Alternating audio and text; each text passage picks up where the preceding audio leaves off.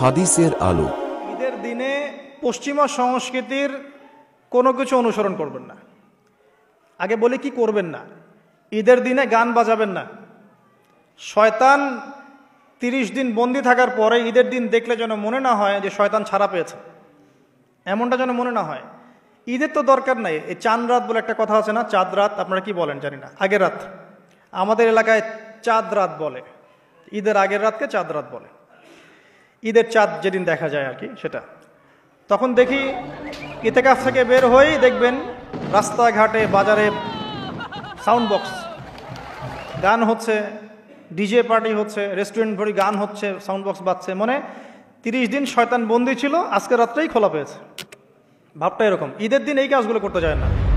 আতশবাজি করবেন না, এই পটকা টটকা ফুটাবেন না। বাচ্চারা, ছোটোখাটো বাচ্চারা একটু মজা করতে চায়, সেটা আলাদা বিষয়, কিন্তু এগুলোকে ট্রেডিশন বানাবেন না।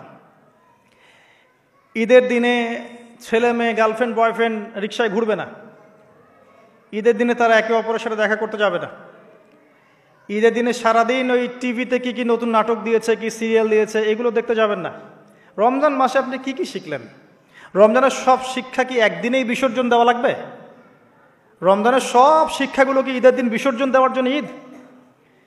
ঈদের দিনে আপনি সকালবেলা উঠবেন, ফজরের সালাত আদায় করবেন, পারলে তাহাজ্জুদ পড়বেন, তাহাজ্জুদ পড়ে ফজর নামাজ পড়বেন, নামাজ পড়ে তেলাওয়াত করবেন। আপনার দিন শুরু হবে কোরআন তেলাওয়াত দিয়ে, আল্লাহর জিকির দিয়ে, ইস্তেগফার দিয়ে। এবার সকাল সকাল গোসল করবেন, সকাল সকাল গোসল করে মিষ্টি মুখ করবেন, খেজুর খাবেন, সেমাই খাবেন ইত্যাদি। নতুন কাপড় পরবেন, আপনার সামর্থ্য অনুযায়ী সেরা কাপড়টা পরবেন, আতর খুশবু ব্যবহার করবেন, সুন্দর করে গোসল করবেন। পরিবারের সবাইকে নিয়ে আপনি ঈদগাহে যাবেন, তাকবীর দিবেন, আল্লাহু আকবার, আল্লাহু আকবার, লা ইলাহা ইল্লাল্লাহ, ওয়াল্লাহু আকবার, আল্লাহু আকবার, ওয়ালিল্লাহিল হামদ, আল্লাহু আকবার কাবীরা, ওয়ালহামদুলিল্লাহি কাসীরা, সুবহানাল্লাহি বুকরাতা ওয়া আসীলা। তাকবীর দিবেন, ঈদগাহে যাবেন। যারা খতিব, যারা ইমাম, তারা নামাজ পড়াবেন। ঈদের খুতবা হবে, ঈদের খুতবায় রমজানের শিক্ষাগুলো আবার স্মরণ করিয়ে দেওয়া হবে, যাতে এগুলো আমরা সারা বছর ধরে রাখতে পারি, আমরা যেন ভুলে না যাই। এবং ঈদের দিন যুব সমাজ, যুবতীরা যা করে, এই যে বিনোদনের নামে প্রিন্ট মিডিয়া, ইলেকট্রনিক মিডিয়া, এগুলো থেকে সতর্ক করতে হবে। ঈদের দিনে boyfriend girlfriend tradition, free mixing, ঈদের দিনে বেলাল্লাপনা, মিউজিক করা, কনসার্ট করা, হাবিজাবি, সব কিছু থেকে ওরা যেন দূরে থেকে ইসলামী সংস্কৃতি নিয়ে পরিবারকে সময় দেয়, নামাজ পড়ে, ঈদের দিন কোরআন তেলাওয়াত করে, বাসায় গিয়ে নফল নামাজ পড়ে, আবার জোহরের নামাজ জামাতে পড়ে। ঈদের দিন ঈদের নামাজ পড়েছে, জোহরের নামাজে নাই, এমন যেন না হয়। জোহর জামাতে পড়ে, আসর মাগরিব এসে জামাতে পড়ে, আত্মীয়দের বাসায় বেড়াতে যাবে, খোঁজখবর নিবে। অসহায় যারা ঈদ করতে পারছে না, ওদেরকে সাদাকাতুল ফিতর দিবে, হাদিয়া তোফা দিবে। অনেক কাজ আমাদের।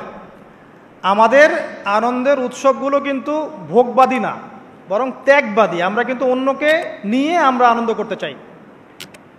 আমরা রমাজানের 30টা দিন না খেয়ে থেকে সম রেখেছি, আত্মত্যাগ করেছি, তারপরে খুশি করছি। অন্যদের মতো নয় যে খালি ভোগবাদী দর্শন, এমন নয়।